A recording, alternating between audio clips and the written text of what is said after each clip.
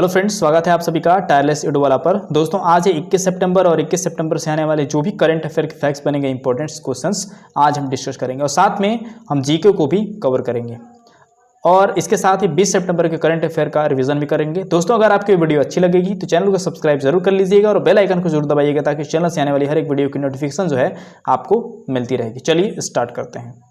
सबसे पहले 20 सितंबर के करंट अफेयर का रिवीजन कर लेते हैं। मार्गरेट एटवुड ने 2020 के डेटन साहित्यिक शांति पुरस्कार से इनको सम्मानित किया गया है। उदित सिंघल यूनाइटेड नेशन की 2020 की युवा नेताओं की सूची में इन्होंने अपना नाम दर्ज करा लिया है। नरेंद्र सिंह तोमर एफपीआई मंत्रालय का अतिरिक्त प्रभार संभालेंगे क्योंकि कल के डेट में किसानों से संबंधित 3 बिल सामने लाए गए थे और इसके विरोध में खाद्य प्रसंस्करण मंत्री हरसिमरत कौर बादल ने इसका विरोध किया था और मंत्रिपरिषद से इन्होंने इस्तीफा दे दिया था। इनके जाने के बाद नरेंद्र सिंह तोमर ने इनकी जगह ली है और कार्यभार संभालेंगे। अगला क्वेश्चन देखिए, गुजरात सरकार के मुख्यमंत्री जो हैं महिला उत्थान योजना को इन्होंने स्टार्ट किया है। शिव विकास खन्ना को एशिया गेम्स हैदराबाद 2020 से सम्मानित किया जाएगा। दिल्ली बाल सरकार ने 6 साल से कम उम्र के बच्चों के पोषण खुराक और नियमित टीकाकरण के खुराक प्राप्त कराने के लिए एक योजना लाई थी जिसका नाम है सेहत एवं पोषण साथी नमाज नामक एक हेल्पलाइन जो है पहल शुरू की है दिल्ली सरकार ने। वयोवृद्ध आयुर्वेदिक चिकित्सक ये कृष्ण कुमार हैं जिनका निधन हो गया है। केनरा बैंक ने ग्राहकों के सेवा विस्तार के लिए iLead 2.0 सिस्टम जो है उन्होंने लॉन्च किया है। अगला सवाल देखिए, बंधन बैंक ने एक नया वर्टिकल इमर्जिंग एंटरप्रेन्योर्स बिजनेस की शुरुआत की है। इससे जो है हमारे भारत के जितने युवा पीढ़ी है वो बिजनेस के क्षेत्र में वो अपनी पहल आगे बढ़ाएगी। मैग्लेव ट्रेन की भारत के लिए किस संगठन ने स्विस राइट एजी के साथ समझौता किया? तो ये किया है भेल कंपनी ने।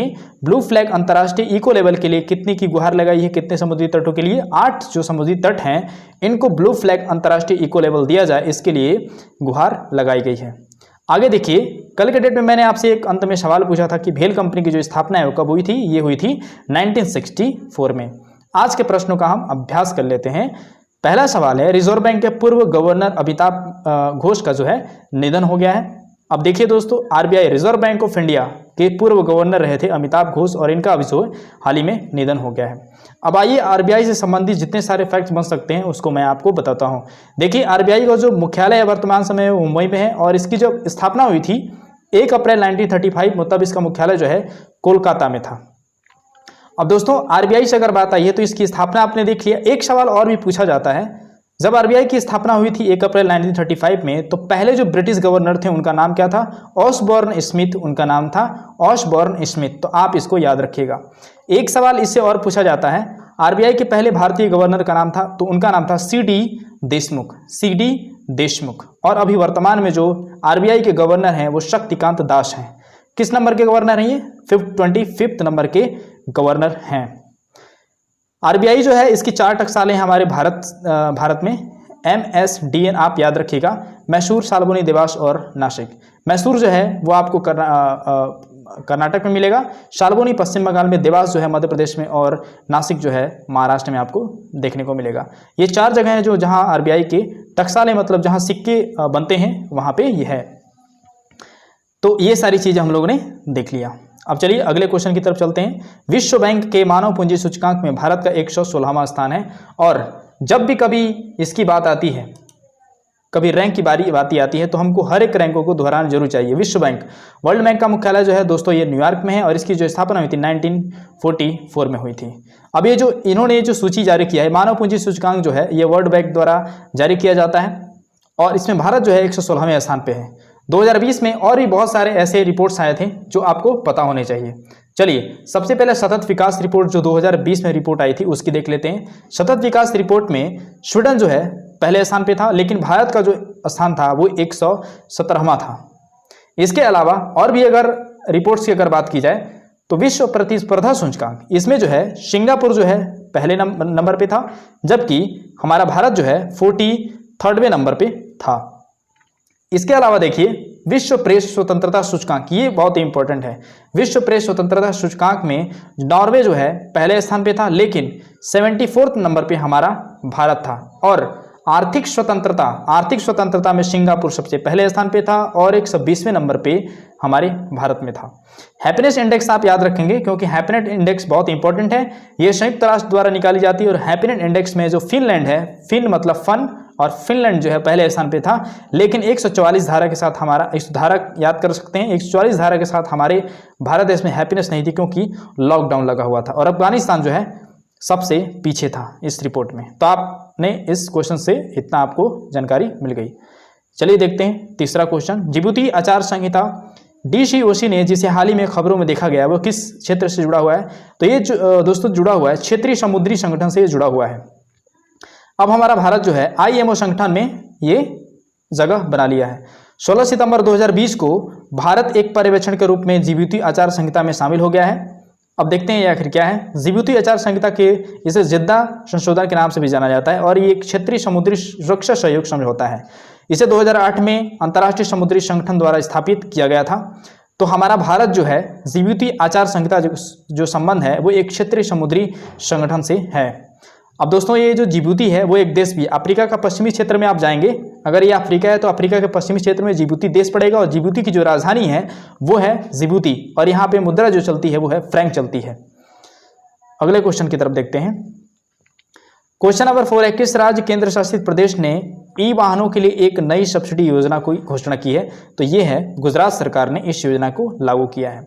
दोस्तों इस योजना के तहत गुजरात के जितने भी छात्र हैं ई स्कूटर खरीदने के लिए उनको 12,000 रुपये की सब्सिडी दी जाएगी। तो इस योजना को किसने चालू किया है? गुजरात राज्य ने। अगर गुजरात राज्य की बात करें तो गुजरात राज्य के जो मुख्यमंत्री है वो है विजय रूपाणी। आप इसको याद रखेंगे, विजय रूपाणी जो है गुजरात के मुख्यमंत्री है। गुजरात की जो राजधानी है वो है गांधीनगर और गुजरात के जो गवर्नर हैं वो हैं आचार्य देवव्रत और गुजरात का जो सबसे बड़ा शहर है वो है अहमदाबाद। एक सवाल और याद रखिएगा, जब भी आप मैप के डायग्राम ये रफली है तो भारत का जो सबसे पश्चिमी छोर है वो गुजरात में है जिसको गौरा मोती के नाम से जाना जाता है। गौरा मोती के नाम से जाना जाता है जो गुजरात में है और वो भारत का सबसे पश्चिमी छोर माना जाता है। लेकिन भारत के सबसे पूर्वी क्षेत्र की अगर बात करें तो ये है अरुणाचल प्रदेश में और इसे किबिथू नाम से जाना जाता है। नॉर्थ में आप चले जाएंगे तो भारत का सबसे उत्तरतम जो बिंदु है जो सबसे उत्तर में स्थित है उसका नाम है इंदिरा पॉइंट नहीं, इंदिरा कॉल नाम है। लेकिन दक्षिण में आप चले जाएंगे तो अंडमान निकोबार में एक गांव है इंदिरा पॉइंट। तो ये इंदिरा पॉइंट एक गांव का नाम है।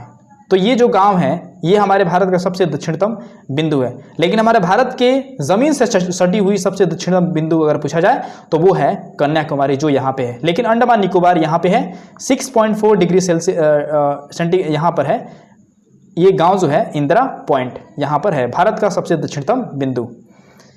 और देखिए 5वां क्वेश्चन जो है, राष्ट्रीय जल जीवन मिशन ने किस मंत्रालय के साथ मिलकर smart water supply monitoring system के लिए एक ICT ग्रैंड चैलेंज शुरू किया? तो ये है इलेक्ट्रॉनिक और सूचना प्रौद्योगिकी मंत्रालय के साथ। इलेक्ट्रॉनिक और सूचना प्रौद्योगिकी मंत्रालय जो है उसके जो अध्यक्ष हैं वो शंकर प्रसाद हैं। तो ये भी आपको याद होना चाहिए। देखिए दोस्तों इसके बारे में जान लेते हैं थोड़ा। राष्ट्रीय जल जीवन मिशन के तहत एक स्मार्ट वाटर सप्लाई मेजरमेंट और मॉनिटरिंग सिस्टम विकसित करने के लिए अभिनव और किफ़ायती समाधान बनाने के लिए IT ग्रैंड एक चैलेंज शुरू किया गया। ये चुनौती जो है इलेक्ट्रॉनिक और सूचना प्रौद्योगिकी मंत्रालय के साथ साझेदारी के साथ ये शुरू हुआ है।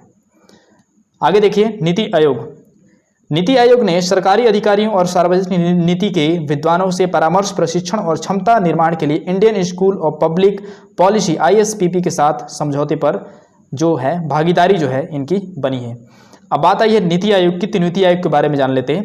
दोस्तों नीति आयोग का फुल फॉर्म है national institution transforming India. NITI Aayog जो है एक गैर संवैधानिक निकाय है, यह संवैधानिक बिल्कुल भी नहीं है। 1 जनवरी 2015 को योजना आयोग के नाम से इसका नाम चेंज करके नीति आयोग रख दिया गया। अब अगर दोस्तों नीति आयोग की अगर बात करें तो नीति आयोग के बारे में भी आपको जानना चाहिए। चलिए, नीति आयोग के जो अध्यक्ष होते हैं वो हैं प्रधानमंत्री मोदी, इसके अध्यक्ष होते हैं। लेकिन इसके उपाध्यक्ष की अगर बात करें तो उपाध्यक्ष जो हैं उपाध्यक्ष की अगर बात करें तो उपाध्यक्ष के रूप में आ जाएंगे डॉक्टर राजीव कुमार उपाध्यक्ष हैं और इसके CEO अमिताभ कांत हैं। CEO अमिताभ कांत हैं। और इसकी जो स्थापना हुई थी 1958 में 1958 में इसकी जो है स्थापना हुई थी। अगला क्वेश्चन देखिए। अगला क्वेश्चन है, कर्नल डॉक्टर गिरिजा गांगुली को एशियाई फुटबॉल परिसंघ टास्क फोर्स में नियुक्त किया गया है। तो किनको नियुक्त किया गया है? गिरिजा गांगुली, डॉक्टर कर्नल गिरजा गांगुली को नियुक्त किया गया है। तो दोस्तों ये थे इंपॉर्टेंट्स करंट अफेयर। आपको ये करंट अफेयर कैसा लगा अपनी राय कमेंट बॉक्स में ज़रूर लिखिएगा। आई होप और भी मैं इसमें अच्छे से करेक्शन करने की कोशिश करूंगा। तब तक के लिए इजाज़त दीजिए। जय हिंद, जय भारत।